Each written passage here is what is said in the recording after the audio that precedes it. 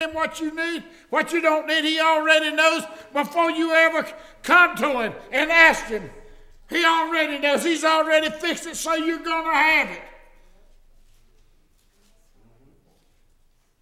You know, I hadn't preached any since we went to the reservation back in September, and I was talking to my wife. Just Friday, we went to Moore County. No, we went to Thursday.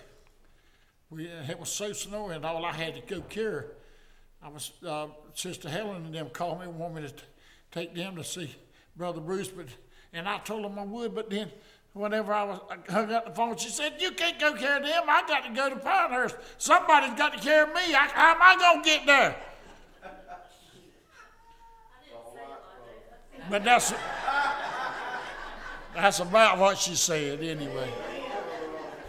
Thank you for correcting me. But so she didn't tell me I couldn't go carry them, but she was telling me that she had to go to Pinehurst.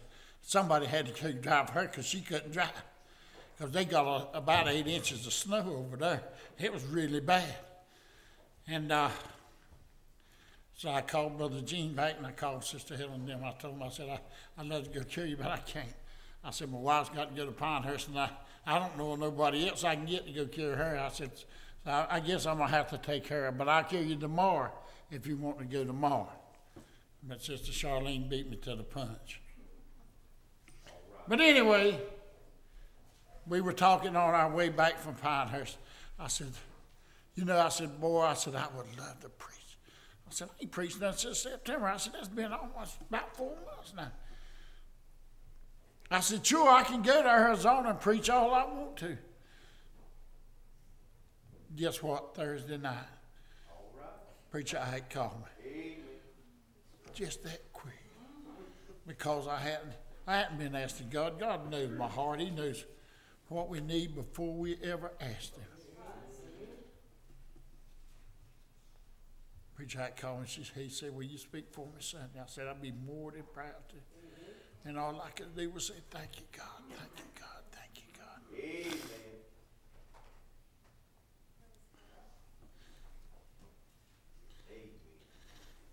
So you and I, we've been called, we've been chosen by God. And we have a job to do. What is that job? To go out and tell a lost and dying world about Jesus. Not just tell them, but live the life before them. Do the very best that we can. Now, hey, are we going to do it? No, we're not going to do everything right. No, I haven't done everything right. I've had many failures. I'd hate to even have to tell you.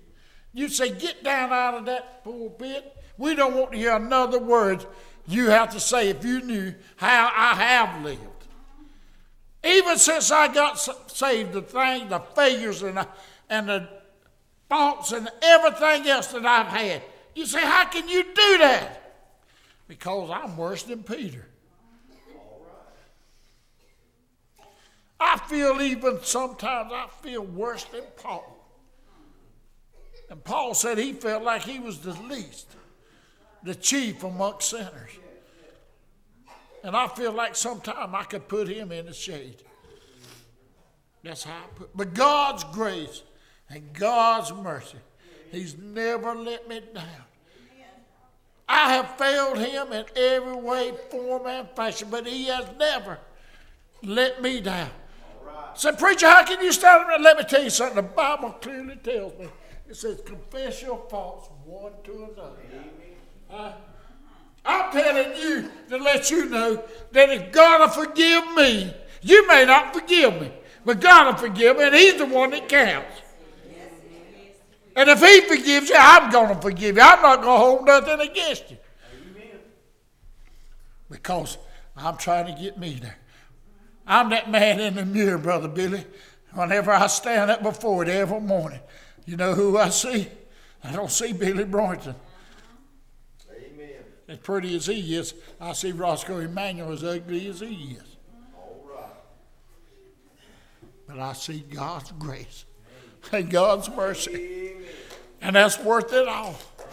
That's more than silver, more than gold. God's grace and God's mercy. It endures from generation to generation to generation. It was good enough for grandmama. It was good enough for mama. It's good enough for me. So if they can shout when one comes to Christ, why can't I? Why can't I? What's wrong with me? When we look around, we say, well, God chose great people as well, but he chose little people to be great people. He chose Moses to lead the children of Israel out of bondage. He chose Gideon to lead the children of Israel down and smite the Philistines, the Amalekites, so many other ones. He took a young shepherd boy and made him king. He took a man that he didn't even want to anoint to be king, but he did. Why?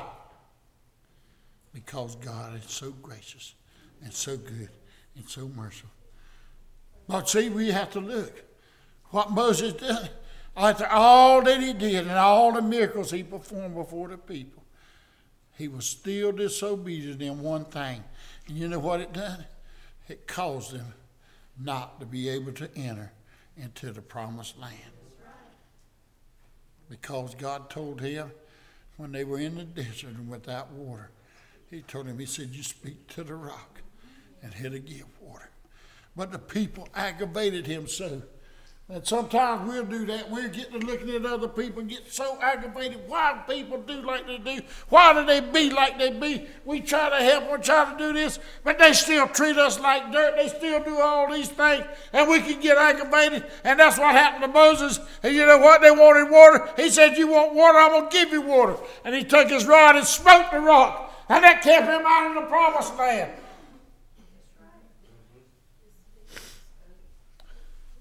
That kept him out of the promised land. But God's grace and God's mercy is still good enough. You know what God done? After the children of Israel crossed over to the other side, God took Moses and buried him. And to this day, nobody knows where Moses is laid. That's right. My. That's God's grace and God's mercy. You take Saul. Here Saul was. God didn't want to anoint him to be king, but he did because the people wanted him. A lot of times we want to do things our way. How we want. We don't want what God wants for us. We want what we want. And God loves us so much, sometimes he gives us things that's not good for us because we'll ask for things that we don't need.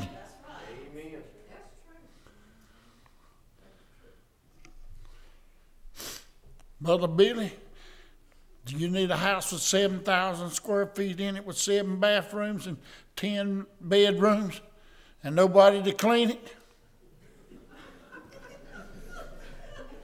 Why do people seek after those things? Why do they seek after those things? I told my wife, I said, our house is too big. We don't need 1 bedroom. I said, let's sell that thing and get us a little hut. We can take the money and give it to somebody else that needs it worse than we do. And I actually told her that. I found out, hey, you can't outgive God. Huh? I don't care how much you give, nor what you give. When you give God your service, God will give back to you.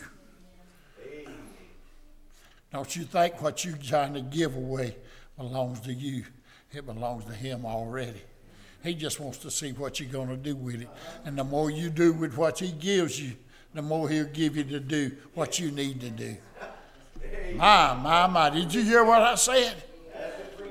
Did you hear what I said? Huh? A lot of people rode by my house and looked at the motorhome my wife and I have. Boy, they think that I got millions of dollars. No, I don't have it. Huh? I probably got less money in the bank than anybody in this church. But let me tell you something. I got a Father that if I need something, I don't have to ask him. I've never had to beg him. Woo! Woo! All right. Amen. Amen. How many has been by my house and seen that motorhome? They say, boy, he's rich. He got it. I said, I needed that. My wife saw it before I did, I guess. Because we were riding down the interstate. She told me, she said, we need a motorhome. She said, we had to drive. When we went to Arizona, we had to drive 100 miles every night after the revival to have somewhere to stay. And we did that every night for 5 nights. We drove 100 miles down there, and the next morning, hey, I was up early. The preacher was too sometimes. He's used to getting up early, but I tell you what, that'll wear you down pretty quick. But I only realized I only got so much time, and there's just so much to do.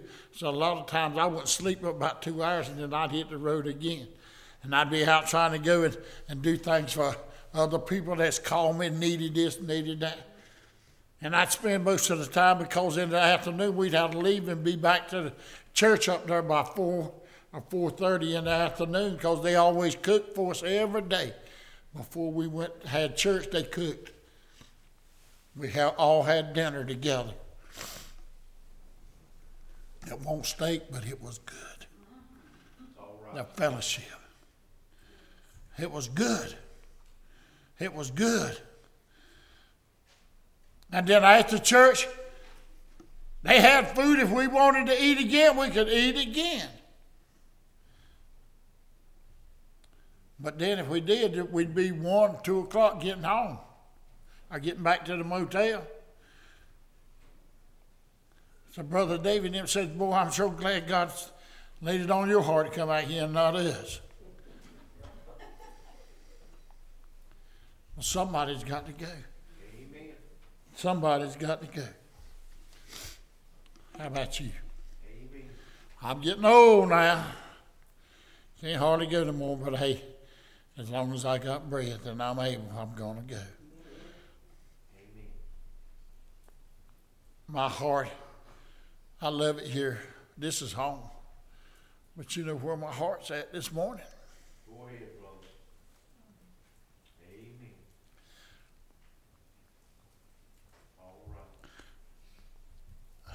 They called me from South Dakota. The Sioux did. See, once you start helping people, Indian people are going to talk. I know some of y'all talk to the people in Buckhead, and some of you talk to them up there in Holliston. Some of you talk to some of them down there in Florida and everywhere. But that's what they do. The Sioux has got one of the poorest reservations in the whole United States. And they called me and they told me, they said, we got a food bank and we ain't got no food in it. And it's winter time and our children are hungry. Can you help us? So I've been working. I said, is there anywhere I can buy it? Is there anywhere I can buy the food that y'all can go in? We ain't got nowhere. I said, where's the closest Walmart's about 400 miles to them. I said, well, they said, well, we have blizzards up here right now. And sometimes they close the road. They stay closed for 2 weeks at a time. Because you can't travel them. So I've been praying, Lord, how can I do? What can I do? So I'm trying to raise funds and raise food. But all I got's a little old bitty 16-foot trailer. That's what I've been going to Arizona with, taking clothes and stuff. And boy, it makes such a difference out there. But that won't carry much food whenever you got